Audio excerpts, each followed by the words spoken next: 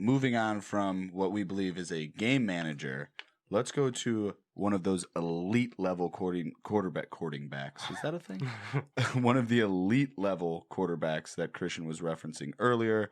Let's talk about Russ. His 2020 performance so far has been as elite as it gets, and it begs the question now, as we've seen him throw for 925 yards, 14 touchdowns to only 1 pick, leading the Seahawks to a 3-0 record. Oh, excuse me? Can we read those numbers off one more time? 76.7 completion percentage, 925 yards, 14 touchdowns, 1 pick. Whew. On pace for 74 touchdowns and 4,900 yards. Is that good? It's okay. Did he break it? It's okay. That begs the question that I want to ask us from a fantasy standpoint. We talked about the battle for QB1 being between Patrick Mahomes and Lamar Jackson.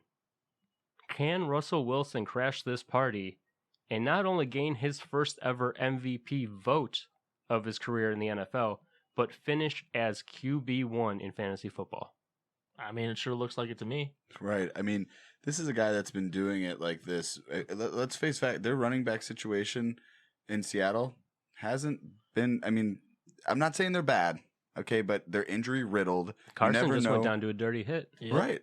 So we never know who's going to be coming out of that backfield. The receivers, Lockett's been shutting it down recently, so I give him a lot of credit, but Metcalf as well, but he was doing this without them as well. And he gets other guys involved, like David, can't think of his last name. Moore. Like David Moore, Mm-hmm. and just, these no-name receivers that he's able to elevate to another level. That's your measure of elite right there. You make the players around you better. They're winning not because of their run game, not because of the pass game, but they are winning because of the efforts of Russell Wilson. Honestly, if you take everything you just said about Russ and switch the name with LeBron James, you kind of just described like LeBron's Cavs. Like, okay, so they may not play the best defense, but he makes every guy around him better. You mentioned David Moore. I was thinking like Luke Wilson. He put his name out there, like a guy that you never would have heard of, just some no-name tight end.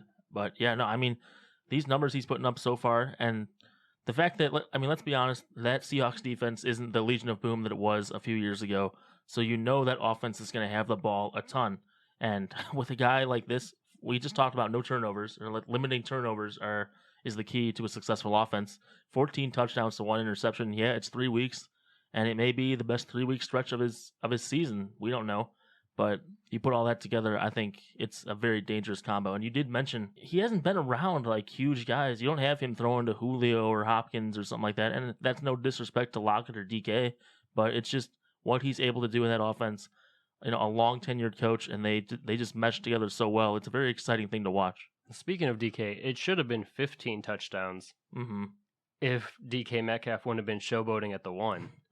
Yep. But I think with Russell Wilson, for one, I think he's been the most disrespected quarterback for his level of play throughout his career. And I don't know if it's because he was a 3rd-round draft pick or if it's because he started off his career as more of a game manager leaning on the Legion of Boom, where everyone has just assumed that the Seahawks are going to be a running first team. They're going to lean on their playmaking defense, and then Russell Wilson is going to do what he can and perform in crunch time when he has to.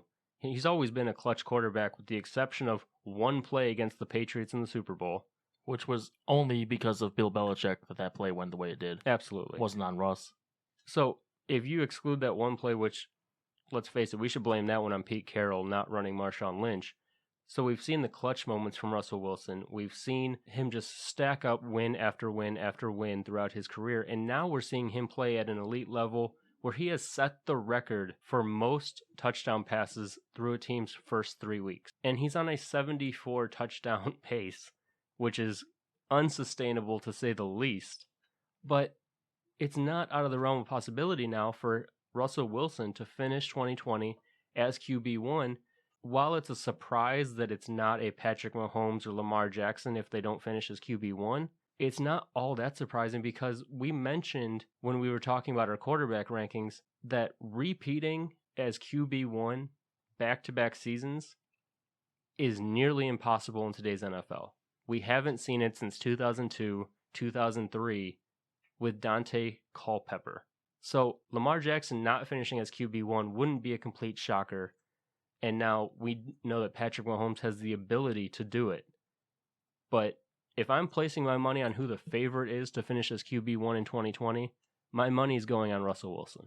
I mean, how can you not figure that? I mean, and hey, we heard me pound the drum for Dak all preseason, all offseason, all that, and he's doing a fine job too. But the way, and Russell Wilson is he's such a leader, and he has such control of that team. I think there's intangibles that come into play too here with him.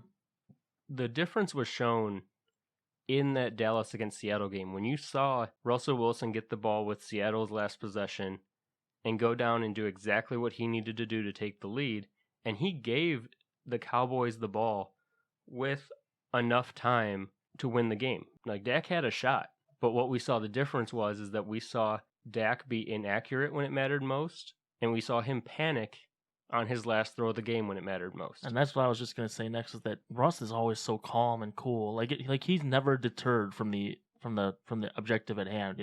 He always knows what the goal is. He knows what he needs to go out there and do, regardless of what the scenario is. Whether it's 2 minutes left in Super Bowl 49 and he finds a guy streaking down the sideline and gets his team set up inside the 5, or it's a Week 3 game against the Cowboys. Like, he's always the same mindset, same level-headed guy, and he goes out there and does his job.